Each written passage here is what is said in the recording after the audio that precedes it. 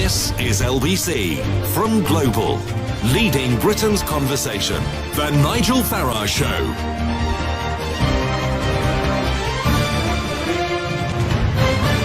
Good morning, everybody. Bank holiday weekend. The weather is extraordinary. I went to the local supermarket to buy some charcoal yesterday. Virtually had to fight people to get to it. There was a run. So it's barbecue weather, and people generally seem very happy around the place.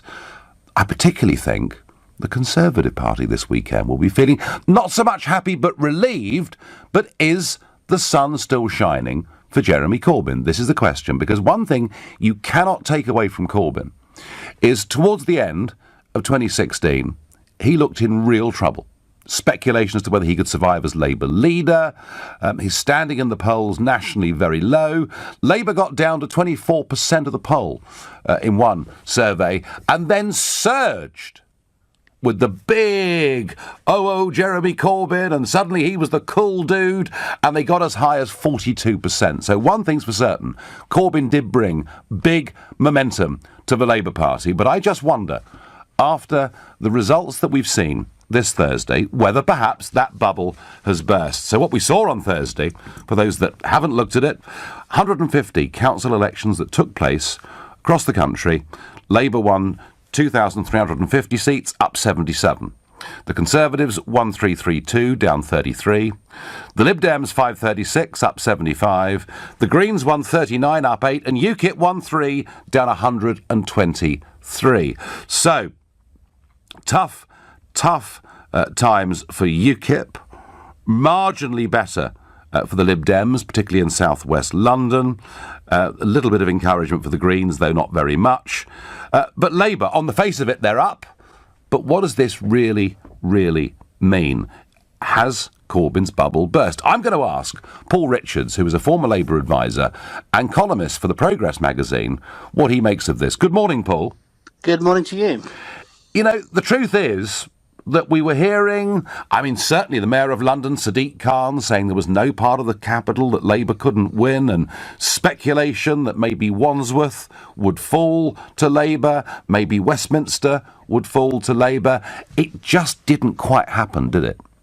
Well, not only that, but we lost in Barnet as well, so we went backwards in some parts of the capital. And the problem is, if you start going on about seizing the crown jewels of London and sending busloads of young activists to Westminster and Wandsworth, and then you fall short of actually taking those councils, even though you make gains, then you end up with egg all over your face, don't you? I mean, it was a real failure of strategy, but also of the messaging ahead of the election, raising expectations. The problem now, Nigel, is that the Corbynistas can't sort of look at themselves in the face and say, oh, well, that didn't work. They're now telling each other that this was the best result since 1971. Yes, I keep hearing this. Where does that statistic come from, then? Well, out of the fevered imagination of Corbynistas overnight, I think. I mean, it doesn't bear up to any of the metrics at all. If you look at councils gained, it doesn't work on that one. Only gaining 77 overall councillors. I mean, compared to 1995, for example, when Labour gained 1,800 councillors. We're 5 points down on the general election result when we got 40% down to 35% on the national vote share. So it's just a made-up number, and they all repeat this back to each other, and it becomes a truth. It's just sort of manufacturing of truth. One of the things that struck me is, I led UKIP, Paul, through some big growth years, sort of 2012, 2013, 2014, and I saw our poll numbers go from very small numbers to, 20% and up around that number. And I remember that a sort of never-ending series of stories about, a UKIP councillor here or there saying something stupid or doing something stupid, and the drip, drip, drip in the end, without doubt, began to put a lid on where UKIP was. And I'm just wondering, you mentioned Barnet. Barnet is a part of London with a reasonably sizable Jewish electorate. And I'm just beginning to wonder whether this constant debate about anti-Semitism is perhaps above all what has stopped that kind of shiny image that was there around Corbyn. Well, I think this stain of racism which runs very deep, I think is definitely turning people off. I mean, if you look at the numbers in Barnet, interestingly, the population in Barnet is about 15% Jewish. Yeah. So it wasn't just Jewish voters rejecting Labour, it was their friends and their neighbours, equally disgusted by anti-Semitism, also doing the same thing.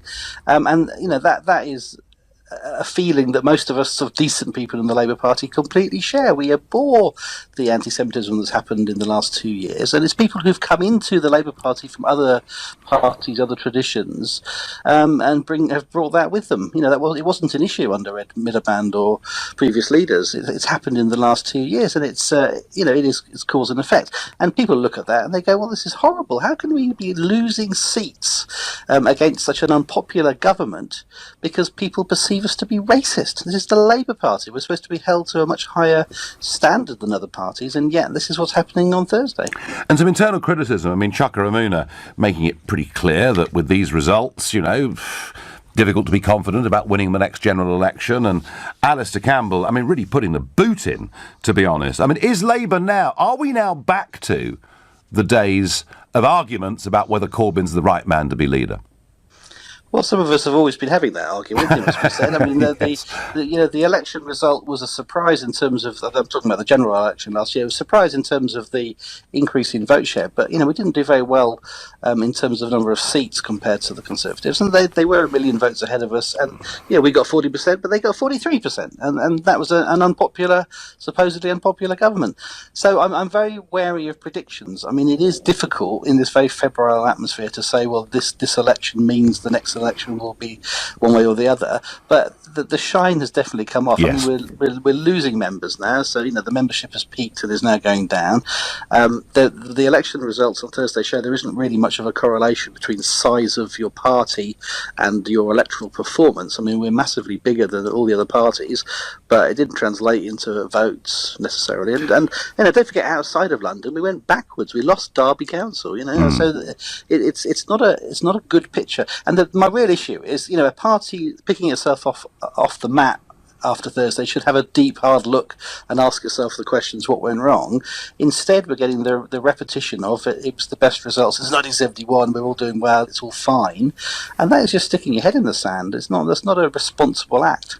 And finally, and unfairly, I'm going to ask you, on the current trajectory, how do you assess Corbyn's chances of winning a majority at the next general election?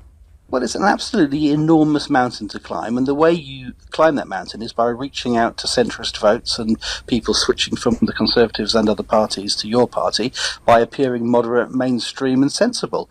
And those are not three words that you necessarily associate with the Corbynites, are they? Many would agree with you. Paul Richards, thank you very much indeed for joining us. Well, wow, wasn't that, from a former Labour Party advisor and columnist from the Progress magazine and a Labour supporter, they were pretty frank words, weren't they? He wants the Labour Party to be moderate, to reach out to people in the middle, and he fears that under Corbyn's leadership, and with some of the influences around him and some of the friends that Mr Corbyn appears to have, that is now looking difficult. Folks, I think Corbyn's bubble has burst. That is not to say that it's impossible for him, with the SNP and perhaps the Lib Dems, to form, a government at the next general election. But I think whether Labour succeed or fails now, in my view, depends more on what Mrs May does with Brexit. You saw the Conservatives doing better than expected because a lot of people who'd voted UKIP in 2014 voted Conservative. Back in 2014, those local elections, the same cycle we've just voted on, were held on the same day as the European elections. It marked the high point of UKIP taking votes from the Conservative Party. At a subsequent election, the 2015 general election, UKIP took more from Labour. That's why in the general election last year, people were surprised how many UKIP voters had gone back to Labour, but this time round they're surprised how many have gone back to the Tories. They were different stages of evolution of UKIP. But the one thing I'm certain of is that those people who came to UKIP in those European elections of 2014 and have gone back to the Conservatives, if Mrs May does not deliver a very, very clean Brexit, they will not be going out and voting for Mrs May again. So I'm not saying all is lost for Corbyn and Labour, but I am saying I think the shine has gone, and I just begin to think and, Barnett gives you perhaps a clue. I just begin to think that sometimes that drip on the stone, those constant allegations that racism is a problem within the party that hasn't been dealt with, and, too many of those drips begins to make a hole in the stone, and I begin to feel perhaps that's what's happened. What does Danny in Epsom think? Good morning, Danny. Nigel, how are you doing? I'm doing well. I mean, overall, Danny, I have to say, I think probably today people are keener on the weather than they are on party politics. I sense not only has the energy, enthusiasm and buzz gone out of Labour, I think we're actually pretty disenchanted with both the parties at the moment. We are, Nigel. I mean, I'm part of the struggle, actually. I ran in the local elections going back quite a few years now in Corbynism West. Yep. And I pride myself, I've become second behind the Tories, and I pride myself on getting a lot of votes for UKIP in that time and doing my little bit for Brexit over in Corbynism West. But I just wanted to say that I think the Labour Party is basically a two-tier party.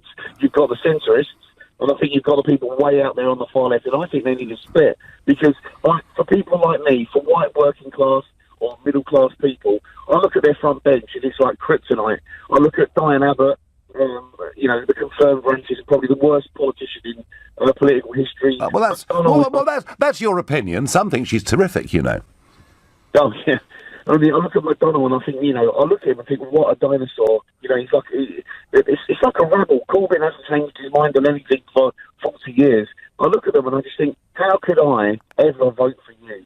And, people like me won't vote for them. They're basically appealing to the lifelong socialists and the kids. I literally look at them and I think, there's a real trend at the moment in society to blame the current government for all of our ills. Oh, yes. And I don't think, you can't do that.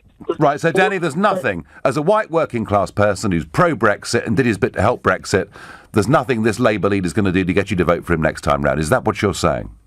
Yeah, Nigel, when you look at the electorate, right, most of the electorate are in England, and most of those voters are centre-right, yeah? So the only way a Labour government ever wins an election, right, is by playing the centre ground and appealing to that part of the electorate. If you don't do that, you won't be elected. Yeah. And that's just the fact. Well, the other thing is you get into government and then you use mass forced immigration onto everyone and try and change the vote that way. They tried it last time. Well, that's moving on a bit beyond. But hey, Danny, thank you. And Danny, white working class, not tempted at the moment by this Labour leadership. I don't think he's on his own. You're listening to the Sunday edition of the Nigel Farage Show, exclusively on LBC. It's now 10:16. The Labour Party is in something of a turmoil after these local election results, with Alistair Campbell, Chuka Ramuna really openly saying they don't think, frankly, Labour did very well. And we just had Paul Richards on from Progress magazine making very much the same point, that actually Corbyn has been damned a bit by the anti-Semitism row, and I think the shine has come off Corbyn. I think you've seen the big run. I think from here on in it's going to be much harder for him. Tell me I'm wrong. Tell me this is just a minor dip in Corbyn's fortunes and that actually the happy days are going to return. But he's got some strong supporters out there like Peter in Guildford. Nigel, I'm sick of hearing Chuka Ramuna and Campbell, etc. attacking Corbyn. They will not accept that he's the Labour leader. New Labour are responsible for Labour's poor results with their constant backstabbing. They've been attacking Corbyn from day one, and it's about time they shut up or join the Tories where they belong. So there you go. There is some pretty strong feelings in Labour between the Corbynistas like Peter and the new Labourites like Alistair Campbell. Nigel, are you for real? The media is still trying to put across that Labour is a failure. Lol. Numbers don't lie. Do not let them lie to you. Well, you're quite right. Numbers don't lie. And whilst Labour were up, they were not up that much against the government that is, frankly, somewhat lacking in lustre. There we are. I'm being nice about Theresa May. It must be Sunday morning. They should have done a lot better than they did. And, the Mayor of London, frankly, looks a little bit silly by overplaying his hand and talking expectations up, perhaps to unreasonable levels. Colin from Aylesbury takes the other view. He says the whole Jeremy Corbyn claptrap has always been nothing more than a ridiculous farce. I've got more chance of riding a unicycle to the moon than Corbyn has of becoming PM. Colin, despite what I've said this morning, he still does have a chance of becoming the next PM because, look, between the Liberal Democrats and between the SNP, who's to say there aren't going to be 40 to 50 seats there between those two parties? That is what could make all the difference. And really, the big picture is that we have, to a very large extent, gone back to two-party politics, across England certainly, and I think Wales has to be included in that too. And that the UKIP vote, which was at times a very big significant vote, has gone down to about 2%. And it does appear we are a little bit stalemated. Brendan is calling from Nottingham. Good morning, Brendan. Good morning, Nigel. So, if the shine's gone off Corbyn, is his best hope that the Tories make a mess of it? Absolutely. As a former UKIP member, the last time I voted Labour was for Tony Blair in 1997. Yeah. And I can tell you something now, and I didn't think I'd ever think it or say it. If May does not deliver a proper Brexit, I'm voting Corbyn, and I mean it. I've had enough. I've worked for the public sector, hiss, most of my life. Right. The last 8 years, Nigel, I've had 3 1% and 5 0% increases. Now, Labour have often said, Corbyn has often said, public sector, nurses, whatever, etc., 10%, 20%. The thing is, I've always believed, despite the fact I've never earned more than just over £8 an hour in my life, I've always believed in living within your means, and I've always believed it was important for the country to live within its means. But the way I'm feeling right now, we've waited long for this vote, and we got it. We won by a small amount, but the point is we won. Yep. And the way I feel right now, up until now, I voted Conservative, not because they represent my needs, but I felt it was best for the country. So you were one of those. So why should they represent me? But so you're a Brexit means Brexit voter, Brendan, yeah? Sorry, I am a Brexit voter, yes. But the way I feel now is to say, right, well, if you're not going to give us Brexit, independence, our courts decide everything, our government decides everything, etc., then I'll vote Labour. Who cares if it crashes the economy? I'm going to get big increases in wages.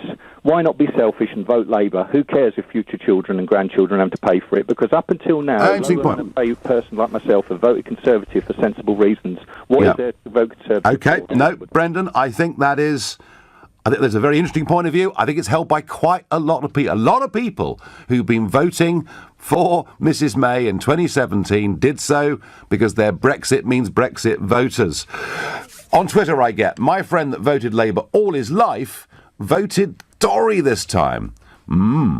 Because the hardline Brexiteer Jezza ratted on Brexit. Well, the problem Jezza's got on Brexit is they are all over the place. On the one hand, he sacks Owen Smith and makes clear the party won't support a second referendum, because if they do that, they know the word betrayal will be out there amongst many Labour voters. But on the other hand, whenever we see somebody else in the shadow cabinet appearing on television, they sound almost as Remain in many ways when it comes to the single market and the customs union as the Liberal Democrats do. Let's go to Claire in Edgware. Good morning, Claire. Good morning, Mr. Farage. Well, unless I was voting a different election to everyone else, since when was success a failure? The Labour Party got nearly 1,000 more councillors than the Tory Party. They put on more councils, and yet they are deemed to be a failure. I live under the auspices of Barnet Council. Yep. It is quite simply the worst council in London. It is badly run. They're called the Easy Council. They outsource everything to people who are incompetent. We have no youth services. Our council tax is astronomical. For a Band C, you're talking about £1,500 a month. They have one of the highest records for taking people to court. My neighbour, who survived the Nazi Holocaust, they wanted to take her to court. Fortunately for them, she died before they could do it. Now, and also with regard to the front bench, what I'm hearing about Diane Abbott is pure, unadulterated racism. She has racism? Why is it racism, Claire? She defended. They say she's useless, she's incompetent, she can't do anything. As I've said before, she had one mishap when she was in a diabetic crisis, and she's lambasted as some terminal idiot who can't put one foot in front of the other. Claire, I mean, come on. She's had more than one. She's had more than one disaster on media, hasn't she? Let me just finish my point. I believe that what she's suffering is unadulterated racism. She stood up for the Windrush generation when nobody else was speaking for them. She's fought and fought for Stephen Lawrence. She fights for the Hasidic community in her area.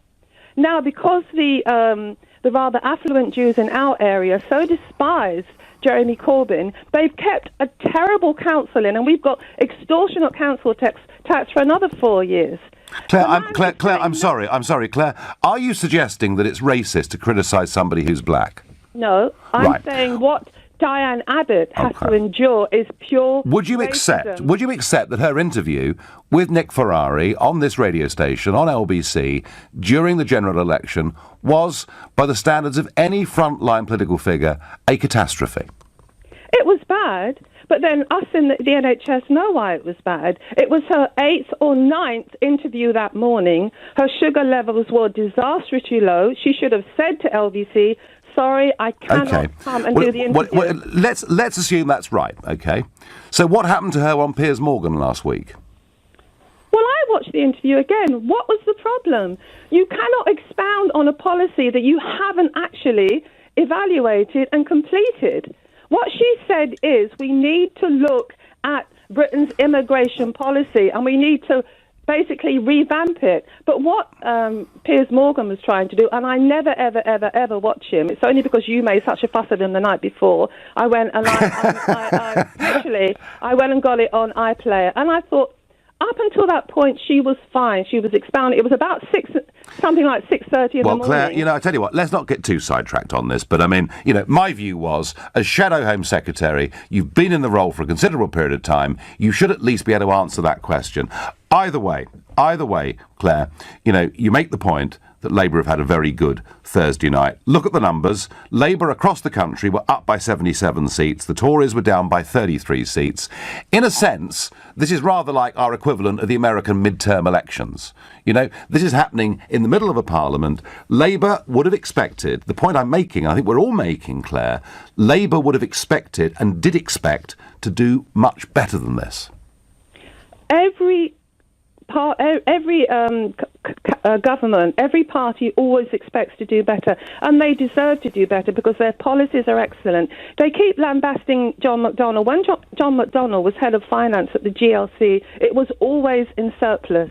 All we're asking for as the people of Britain is we want our electricity, our gas and our railways back. We want to stop the... Well, you'll only get that if you leave the European Union, Claire. No, because the Germans did that. No. Let's not fiddle around with this. If you stay part of the European single market, they can't do that. Finally, Claire, very quickly, do you think Corbyn is still set to be our next Prime Minister? Yeah, he's the only truly honourable, decent, genuine human being in Parliament. He has morals that are so high, he has values that are high, and he will root out the curse of anti-Semitism, the curse of Islamophobia, the curse of racism, and he will make Labour, not the new Labour farce that we had, and all the moaning new Labour like Chuck Amuna. Chuck Amuna comes from the same part of the world as my family do, and quite frankly, I wish he would go back. Claire, you have made the case for Jeremy Corbyn as clearly and as passionately as anybody in the country has made it. And I thank you for putting that point of view. There we are. Claire still believes he's on course. Many of the rest of us think the shine has actually rather gone off. You're listening to the Sunday edition of the Nigel Farage Show, exclusively on LBC. It's now 10:30 and time. Corbyn's Labour and New Labour are saying nasty things about each other this morning, because I tell you what, those results on Thursday were nothing like as good as people like Sadiq Khan had said they might be. Before I get back to that, and I'm asking you, has Corbyn's bubble burst? And I think it has, but I do not think that it's impossible he becomes the next Prime Minister, because so much depends on how Theresa May leads Brexit voters. But before that, a quick word on Donald Trump. He was speaking in Dallas, Texas to the National Rifle Association, and he was basically defending the right of citizens to carry weapons. He made the argument that the horrific terrorist attack that we saw in Paris would not have been as bad if armed citizens had been there. They could have dealt with the problem more quickly. And he also talked about London.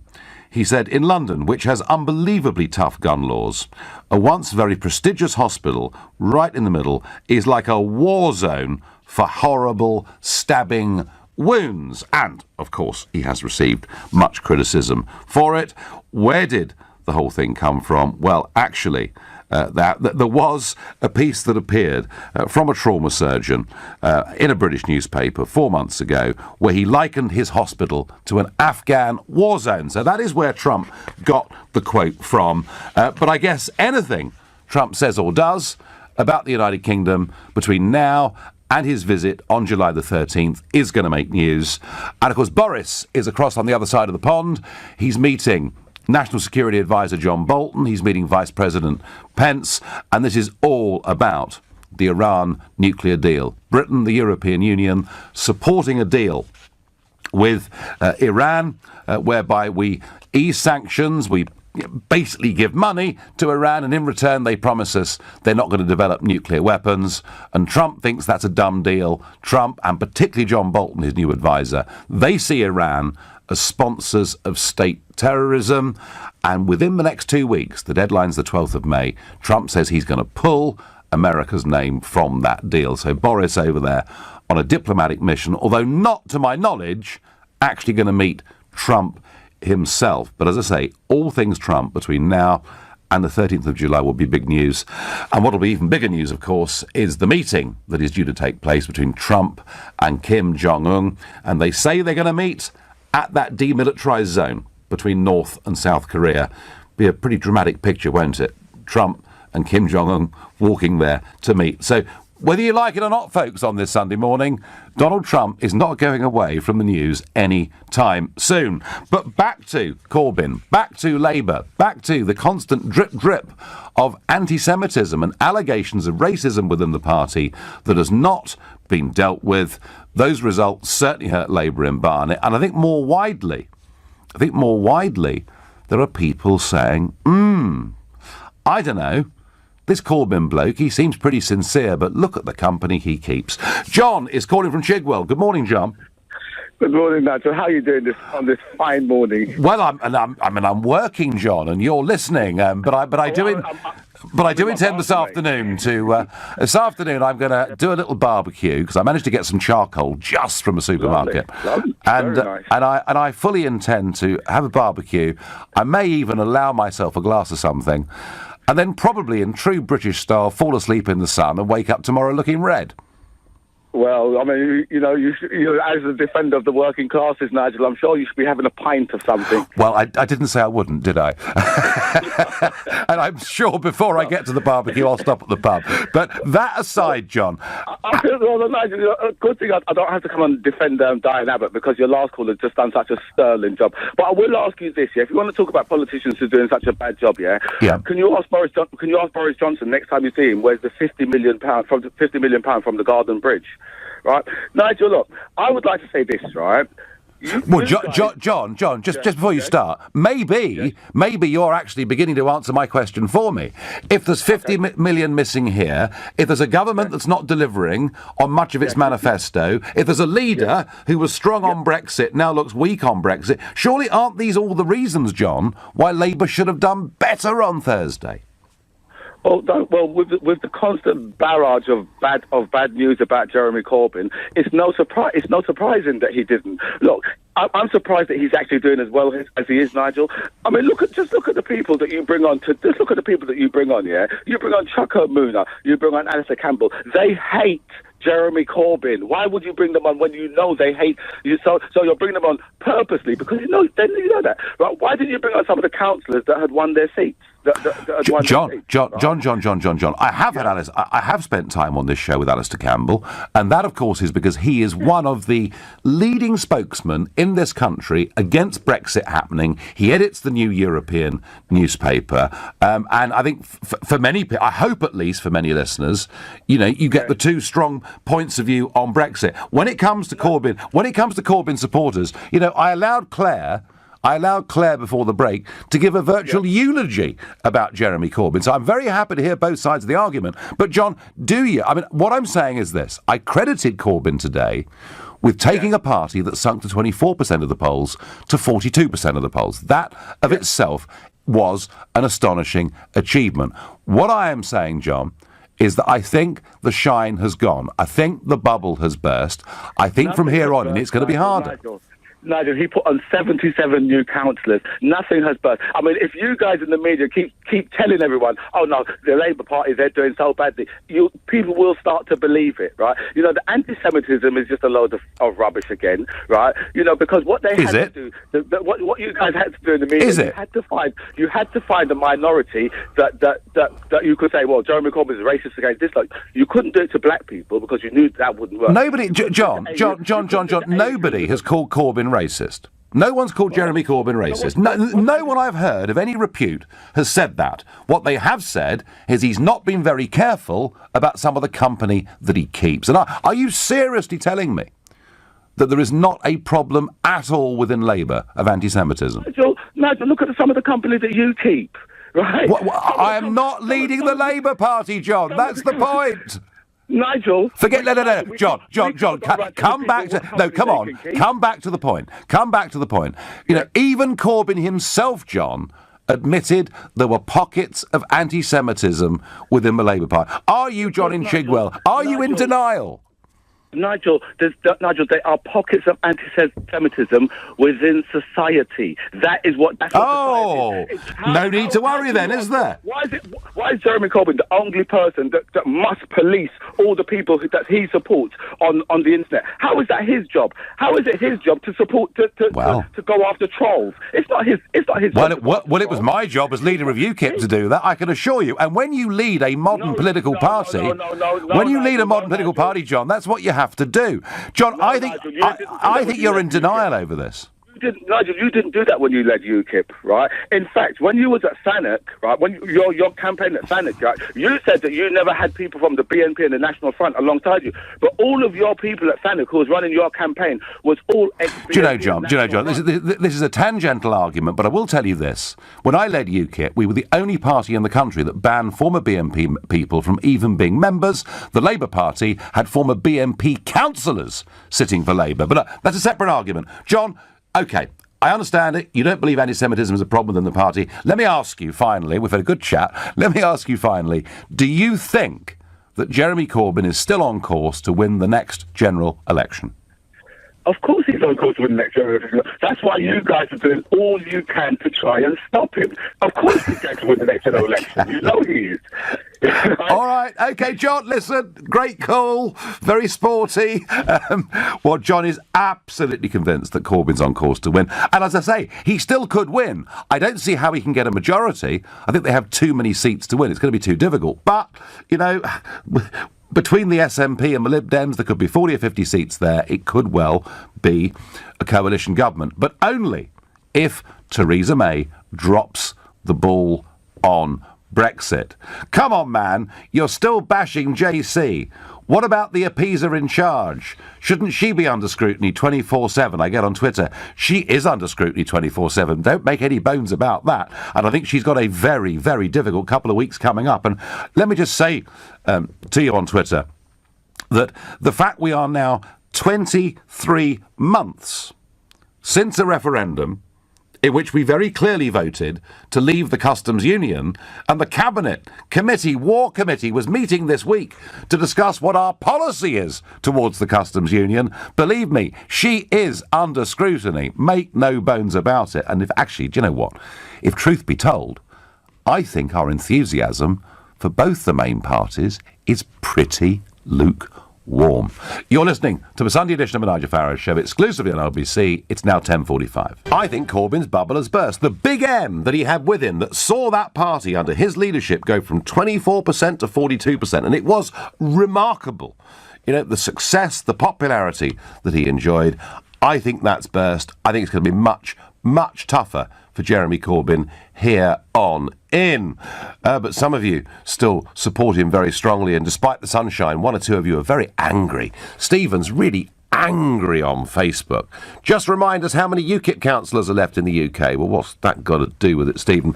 Labour won more seats than all the other parties combined. Those of you whining about a new voting system, don't you idiots remember we had a referendum on that? No, we didn't. We had a referendum not on a proportional system, but on a preferential system. Separate debate, but Stephen, cheer up. It's sunny. Nigel, there is so much focus on Corbyn, re anti-Semitism, and yes, it is an issue in Labour, like it is in society. But there are other MPs in other parties that get suspended or expelled for racism. No one's saying this isn't an issue throughout all parties. It just looks like there's rather more of it in Labour than people had ever thought before. And I think the other thing is, people are rather critical of the way in which the problem has been handled. Often, it's how you handle a problem as party leader that is more important than the problem itself, and they appear to have been a little bit flat-footed on it. Paul's not convinced. He says Labour can still win the next general election. Do we really believe, I get on Twitter, that Jezza, with his front bench team, could seriously lead this country? Diane Car Crash Abbott, in charge of the Home Office, MI5, security, immigration. Let that sink in slowly. At the next general election, I will vote Labour.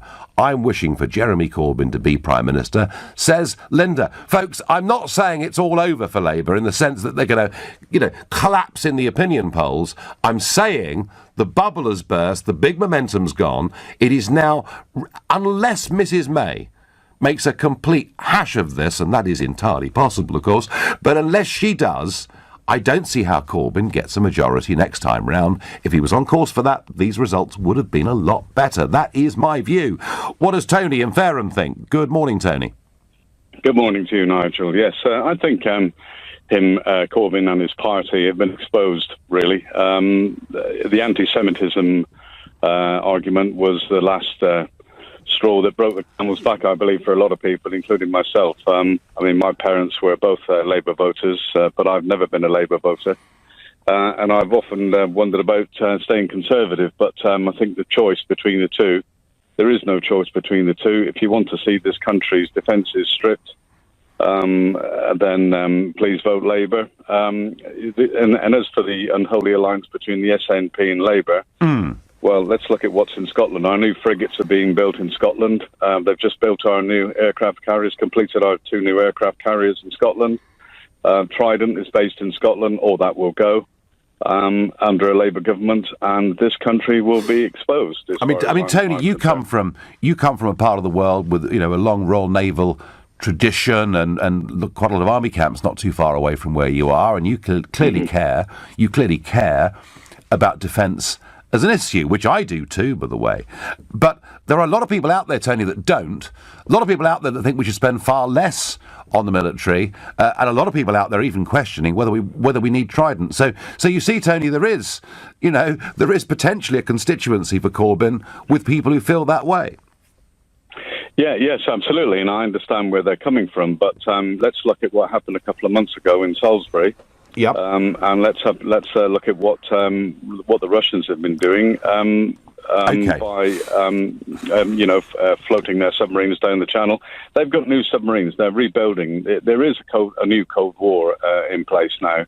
And the sooner people realise it, the better. And we cannot. So the prospect of a pacifist Prime Minister ultimately puts people off voting for him. I don't think he'll ever get to power.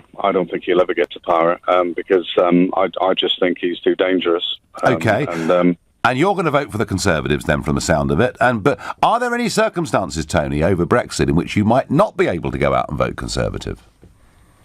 That's a very good question. I think that Theresa May has had some terrible luck. Not only has she made some bad decisions, but she's also had very bad luck, and I'm hoping that her luck will change and she will come to her senses and start listening to people who voted for Brexit. The majority of the people in this country voted for Brexit, and that's what they want. And we know all about the customs union, we know all about the single market, and these people that say we didn't. But I tell you what's interesting, Tony. Whistling in the wind. I tell you what's really interesting, Tony, is now about 70% of the Tory vote is a Brexit vote, right?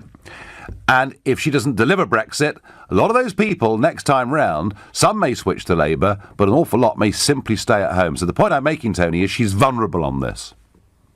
Yeah, she is vulnerable to it, and it's interesting to see how well the Liberal Democrats have done, really, because I think Vince Cable is very credible, but he's got the same views on defence that much of Labour has. So my view is that I think the Liberal Democrats will pick up lots of votes, but the Conservatives need to deliver, and it's that's right, absolutely, Tony. They need, if she delivers, then she'll probably be okay. Although, do you know what, Tony? Either way, we're probably headed for a hung parliament anyway. Thank you very much indeed for your call. Let's go to John in Formby. Good morning, John. Yes, good morning. Good morning. John is a regular caller to this show. So tell me, John, has this bubble burst? Well, like Chairman Mao said on the French Revolution, it's too early to say. Right. Okay. Politics being a long game and all that. Yeah. Yeah. But I think Corbyn will go down in history as the worst Prime Minister we never had. Right. And I think it could still go his way. There mustn't be complacency. There's always the chance that the Tories will make a real mess of things, not just on Brexit, but everything else. And I think a lot of people, myself included, regard them as the lesser of two evils. And it's a bit like the Hilaire Belloc poem, better hang on to nurse for fear of something worse, yeah. Yeah. No, I'm sure that's true, John. I'm sure that's true. But you know, you were a Brexit supporter. You're voting Conservative. 70% now of that Conservative vote is a Brexit vote. She's got to deliver, John, hasn't she? I don't really know. I still think that Corbyn, Abbott, McDonnell, Thornbury, the rest of that gang are so awful that people may well stick with the Tories. What I would like to see is a bit of a UKIP comeback so that they could usurp the DUP and have considerable influence in government.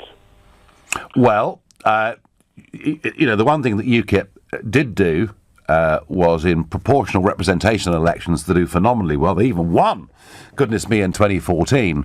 But cracking the first past the post system, John, for a political party that doesn't have a class-based vote is very difficult. Well, it's up to the electorate to do something about it.